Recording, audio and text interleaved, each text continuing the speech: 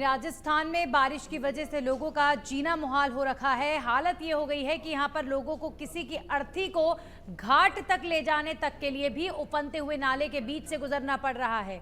सवाई माधोपुर में कुछ ऐसी ही तस्वीर देखने को मिली। यहाँ पर स्थानीय जनप्रतिनिधि और स्थानीय प्रशासन विकास के वादे तो हजार करते हैं, लेकिन लाखों करोड़ों खर्च करने के बाद भी धरातल पर देखिए ये है विकास की तस्वीर। लोगों को शमशान तक शव यात्रा सही सलामत ले जाने के लिए भारी जद्दोजहद करनी पड़ती है। दरअसल सवाई माधोपुर में जमकर बारिश हुई है और सभी नदी नाले उफान पर हैं और इसी दौरान जिला मुख्यालय के पुराने शहर स्थित भेरू दरवाजा के पास विनोबा बस्ती में एक व्यक्ति की मौत हो गई। समय पर बारिश नहीं रुकने की वजह से शव को शमशान तक ले जाना और फिर शव का अंतिम संस्कार करना परिजनों और स्थानीय लोगों के लिए मुसीबत बन गया।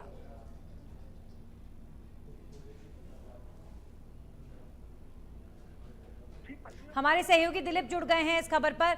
दिलीप, इससे ज्यादा निराशाजनक कोई तस्वीर हो नहीं सकती, इससे ज्यादा शर्म की बात प्रशासन के लिए कोई हो नहीं सकती कि एक शव का दाह संस्कार करने के लिए लोगों को कितनी जद्दोजहद करनी पड़ी है।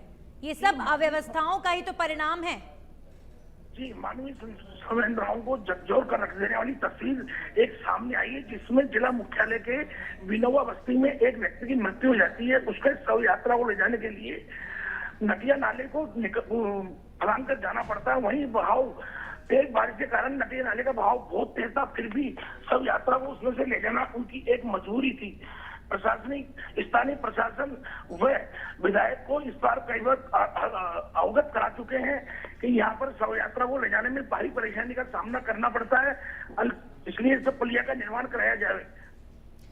दिलीप, यहाँ पर सबसे बड़ा सवाल ये खड़ा होता है कि बारिशें इस बार जिस तरह की हुई हैं, प्रशासन, सरकार, शहर कोई भी तैयार नहीं था इन बारिशों के लिए और प्रशासन की पोल खोल कर रख दी बारिशों ने।